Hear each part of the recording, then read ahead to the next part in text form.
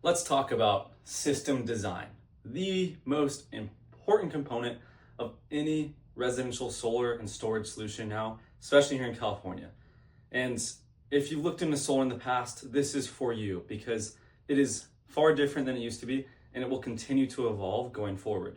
So in the past, and for most states still, you have what's called net metering. What that means is so long as your system production exceeds your current consumption, so your yearly consumption plus future usage. So future usage can be anything like getting an electric vehicle in the next couple of years, wanting to use more air conditioning, or just being more comfortable in the home by getting a little jacuzzi. You know, you can expect that usage is going to go up, especially with data centers. So as long as your yearly consumption was exceeded by your yearly production on your solar system, so as long as this was greater than this, you're pretty much fine. You don't have any big end of year bills that you might have heard about. You don't have to worry about paying more to the utility, especially in the nighttime, because if the net metering credits, you sell energy from your system during the daytime to whatever utility you have, and then at nighttime you buy energy back. And with those credits, and those credits stick around for an entire year. So again, as long as you're producing more than your system than what you normally consume, plus any future usage, like you're set. And that's why so many of my clients have such a great experience, because we always wanted to make sure that this was set up the right way. However, since 2023, that has changed a lot here in California. California got rid of net metering, as you might have heard. And so that's transitioned to incentivizing homeowners to store power on site rather than sell it to the grid.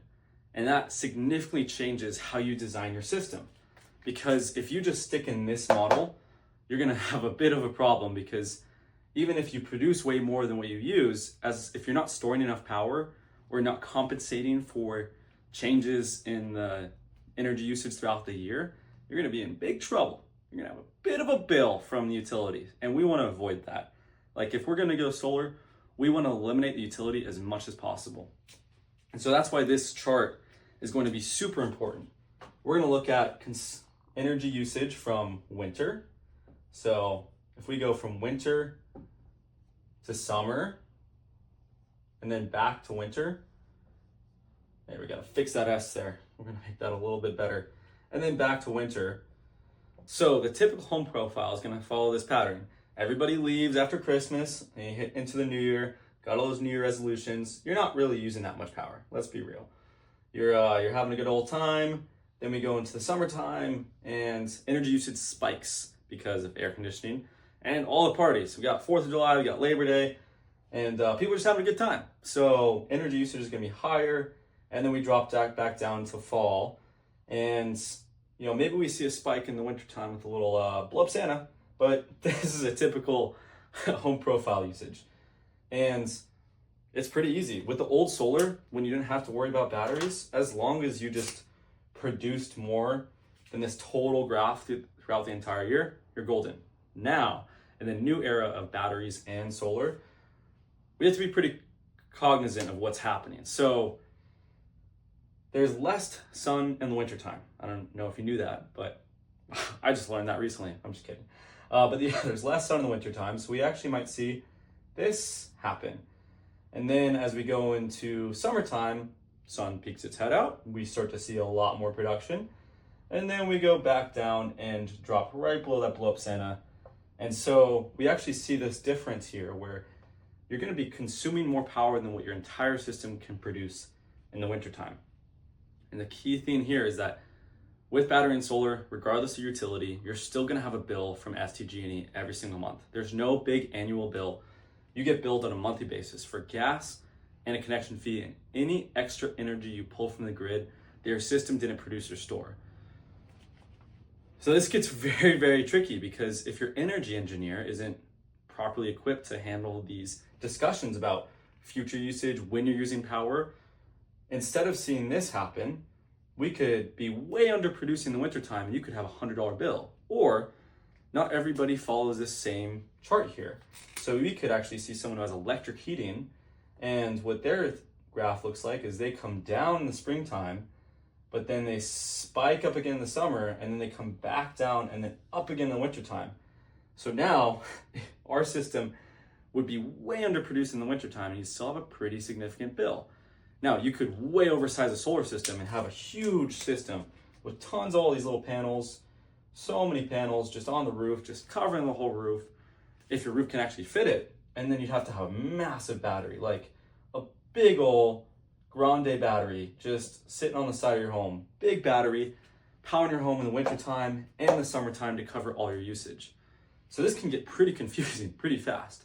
And having a properly equipped solar and battery engineer with your energy usage for the home to understand what your future usage is going to be, what time of day you're using power, when you're using power throughout the whole entire year, can dictate your experience with having battery and solar. Because even in this situation, having a system that produces enough power for your peak summer months is going to make way more sense than still paying and donating all that money to the utility.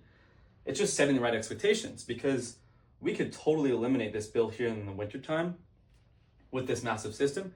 You'd just be paying a lot for solar and battery. So finding a balance where maybe instead of getting a grande battery, you get a little tall battery. And it's a bit smaller. We have a few less panels, but we're still covering a majority of our energy needs, and it still makes tons of sense financially. We just have to know that, hey, you're gonna have a bit of a bill in the wintertime, but it's better than having massive bills in the wintertime, massive bills in the summertime, donating to a utility that is a monopoly, rather than finding a system that's appropriately designed for your needs. So the other thing to consider here is when you are using power. So most people, they go to work during the daytime, they come home at night, and then they're using all their power. That's the typical profile. Some people work from home, so they're actually using power for the daytime. And so finding that balance where we have a battery that appropriately fits your needs and covers your nighttime needs, and then a solar system that covers your daytime needs, while also considering when you're using power, is really important. We can actually size a ton of solar if we can shift energy usage to the daytime, rather than running your pool pump at night and your laundry at night, because the utility forces you to do that after midnight. We can do that in the morning. And actually it's better for your home because you're just running directly off the sun. Charging your car if you can during the daytime. Now that's a whole other topic we'll talk about in the future. But maximizing this balance between, okay, I'm using this much power right now, I'm gonna add a bunch of usage because I want that little jacuzzi and hanging out in the hot tub with my whole family in the summertime, and powering that at 90 degrees to 100 degrees, I don't know, or a sauna, cold plunge, while also balancing, okay, we're using a lot of power in the wintertime because we'll blow up Santa.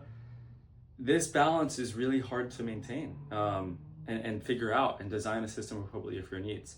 So that's what we specialize here at Your Energy Best. I always want to make sure my customers have the best experience with solar long term. Part of that is properly designing a system with a venti, grande, tall battery, properly sized solar system, considering your energy needs for the future and also the present, and when you're using power and shifting things we can to during the daytime to power your home. So this is really some of the basics about powering your home. And again, this is a new era of solar and battery. It's going to continue to advance. We're going to get better and better. But right now, you're donating a ton of energy to the utility, and we can figure out a way to minimize that cost. So reach out to me with any questions, and I'll chat with you soon.